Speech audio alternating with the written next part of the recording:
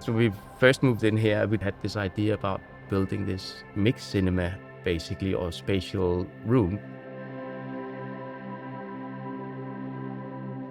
It is nice just to be in an environment and say, now we can make music, let's make music.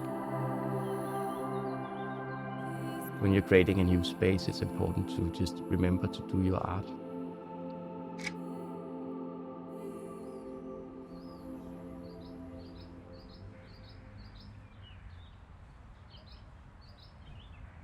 My name is Dyre Gormsen, and I'm a mix and mastering engineer, and I've been getting into Dolby Atmos for the past 4 years now, 3-4 years, and it's been a really exciting journey. This studio is basically a collaboration between Eastcote Mastering and me and the Rad Art Activation Station, which is based here on the radar station in Devon. Basically, been an engineer for many years. I've worked with a lot of different artists through the years in London as a recording engineer for many years. I've been doing a lot of mastering and Atmos mixing for the last few years, which has been really great, and a journey where we're working with everybody from Arcade Fire to Popcaan to Jason Mraz, like remixing I'm Yours in Dolby Atmos. The ORIA I found, from we kind of unwrapped it down here and thought now we're gonna put up like an Atmos system in a relatively raw room, which we're like slowly treating over time. So I thought it was the perfect thing to kind of do, because we're constantly changing things down here. We need to be able to keep up the tuning of the room and stuff like that. So something like this is perfect, like the ORIA. Yeah, I think it's a very easy product to use, and as far as I can tell from working with it now, I really, really like the sound quality on it, So it's like, for me, having that as a master interface down here is definitely a yes. So the song we've been working on is my new release, my latest release. It's called Strange. I've always been working alone, producing, writing, and mixing everything, sending it off to a label, get a master back. It's the first time I'm working with someone like personally and having a personal relation with, and developing this together is really important for me, and I can feel that this is definitely going, this is taking things in a new direction, which I'm extremely excited about. I've heard it 100 times. And the other day, you played the Atmos mix for me, and it completely blew my mind. I mean, it was like, I know this piece of music so well, and I just heard it, and it was exactly the same, just like in a new experience. And it was really something incredible. The second you put it on, I was like, no way, like full goosebumps. And it was just, it was. That's it. We're going to listen to the track and see if there's anything we want to move around, basically, and see, it's a stereo Atmos mix, which is sounding really great at this point. We're really happy with it, but we might want to make a little bit more movement to some of the parts, and it's a 17-minute long thing, so it's like, it's easy to, to oversee small stuff. So we're just going to go through and see if there's anything we want to fly around or, do stuff like that.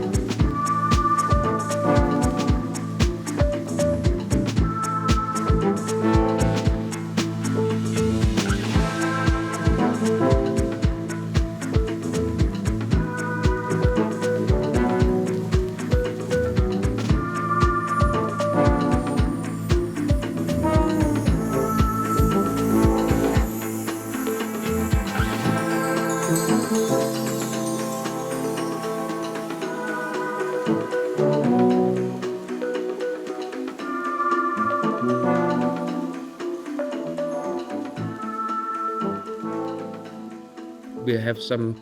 We love our positions with the horns. We got the trumpets in the back, and we got the horns up here. Yeah. And you think it would be nice to try and see if we can widen the trombones a bit. I would be curious to what it would sound like to send the trombones a little bit out there. I mean, it will sound great. It's just a different thing. Keep them at the same time. Yeah. But what I'm gonna do, I'm gonna send it to this object spread that we see in the Dolby renderer there, and we have something already. When I do mix, I always have, of course, stuff up there to begin with, and then I kind of put the instruments, not the lead vocal. Now this is not a vocal track. I will put everything a little bit out on the sides. You want to adjust that so it sounds like it's kind of drizzling off the wall. Not the drums, not the bass, not the lead vocal, but the reverb from the lead vocal. And now what I'm going to try and do is like, I'm going to turn that send up because we basically want a bigger sound, for the. So not sending more the trombones, just turning that. Just turning that up, but I'm turning the volume up as well. So to make sure that kind of levels out with what I had, I'm gonna have to pull the master down a little bit if I want the same level, of course. Otherwise I'm just adding volume, so it's like it's basically a parallel, and there's more paralleling going on in a Dolby mix than you would think, and it's really a part of also making it sound great and be exciting to do all these parallels. So I'm just gonna try that now and see what happens. That's the send, and this is our panner. As you can see, right now the trombone is all the way out, full out in the sides. It's because I actually think Lasse's stereo imagery, I lifted it a little bit, which means that it's kind of now, when I lift it off the ground, like I did here, now I'm just gonna take it all the way down, then, and I pulled it out a little bit, you can see as well, then it is spreading into the speakers without me putting it into my bed. It is kind of like just touching the ceiling, and because we're mixing in a 7.12 bed, that means that as soon as it touches those speakers, it also goes in the back speakers here. So that means that way it's already like, it's up there mainly because I really like Lasse's stereo spread, but it's like it is spreading automatically a little bit out to the sides because I just lifted it a little bit here. But right now we would like to have a little bit more on the sides, so we're going to add the sides basically just to explain exactly what I'm going to do. Can we then hear that in solo? Yeah, absolutely. So I'm going to play it without the sides. So that's just the stereo imaging. Okay, now I'm lying because that's solo with it, but it's like, I'm gonna turn that down. There you go. That's just the stereo image. And now I'm gonna put it back up to where I had it. You hear how that comes on the sides and everywhere, yeah. And if I give that more, then you're gonna start feeling it like all over the place. Like now, the level is pretty much even in the backs and in the front. I like that. But then you would kind of, now we added level, so now I would probably take down the level a little bit in general just to not make it overly loud. So let's just see what that sounds like in the mix.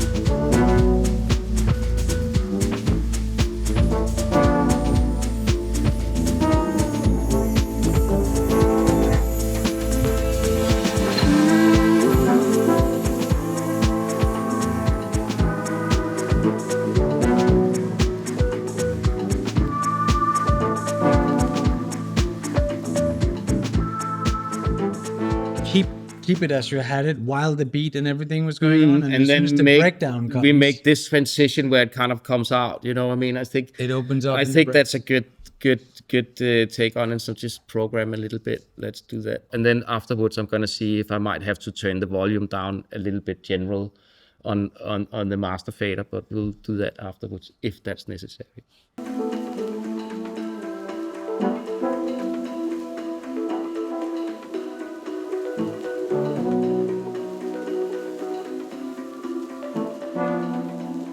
I think that made sense because then the trombones It does. slowly disappeared as they faded out, and then the trumpets the trump comes naturally in because we chose to put the trumpets in the back. So all of a sudden that meets, and then that slides back, and then we're back to where we were, But that's a nice little journey that you can do, which definitely enhances that part of it. But the thing is, comparing doing this sort of stuff and like comparing it to working in stereo. I mean, like now we have some really great material that we're working with here. We don't have to think about, is that good enough? We're just moving levels around and doing that sort of thing. It's all masters. Of course, there's a whole process in Dolby Atmos for mastering and all that kind of stuff to make sure that sounds right, and the first thing we do with an Atmos mix is basically bring all the stems in and make sure that it represents the stereo mix in a really, really, really good way. And then we bring in like some spreads and some different mastering chains and stuff like that. And of course, a very important thing of the whole thing is like it is just that the raw material that you put into your Dolby machine is really good, because it really changes the outcome if you have to do too much tweaking in the Dolby sessions. This move over here, there's like a little sound that I want to go organ. check. Yeah, that organ thing. So I'm going to go a little bit close to that, and then we're going to.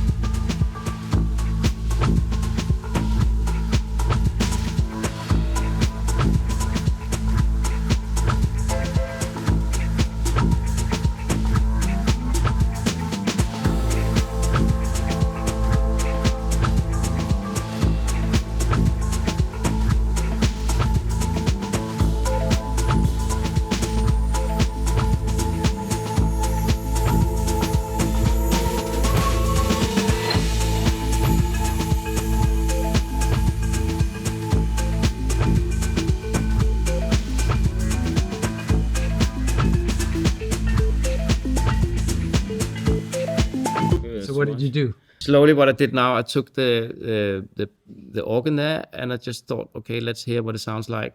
It comes in and it sits kind of like, in the wide. But what happens if it starts moving like a little bit towards the end, and then now we just faded it back so it ends up in the back speakers, basically.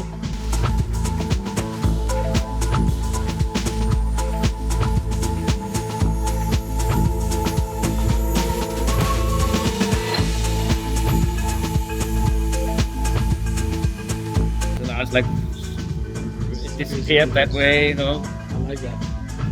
And I mean, it's quite a lot. What do we have here? If you solo something like this, we got this guy here.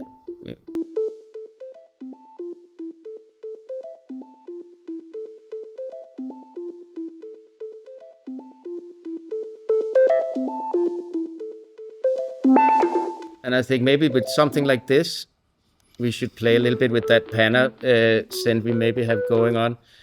We made before earlier today. We did put in a Dolby panner, which we are using as a parallel again. It's not directly on the tracks, but we're sending stuff to a Dolby Atmos panner, which is turning around. And what I'm going to do now, so a panner, and it's basically, it's a 360. It's this one now is like it's set to sequence down here, and I've made like a circle sequence as I show here, and then I've put it to XY up here, and that means that it's gonna turn around. So if I press play, you'll see that turn around. And then before, when we tried it, it was fast, and you suggested that let's try and do a slow one so you can really hear the movement of some of these things we put in there. So let's try and put this synth in there and see if we get anything we like out of that. But I think we will. Yeah, I think that with the slower, I could feel it more. Yeah, exactly. I mean, less of a- sometimes it's great to have a fast one to create a little bit of like ambience, which is just movements. And if it's fast, it's you don't almost really. like a room It's terrace. almost like a room feeling, you know, of something that. But with the slower ones, you kind of feel more of the spatial movement in that, you know, which is really great.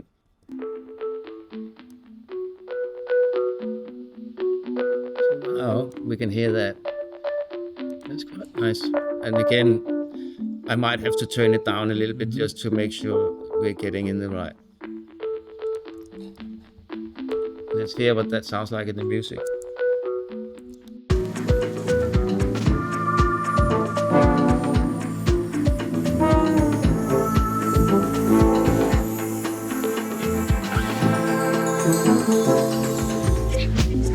That's nice. I like flopping around us.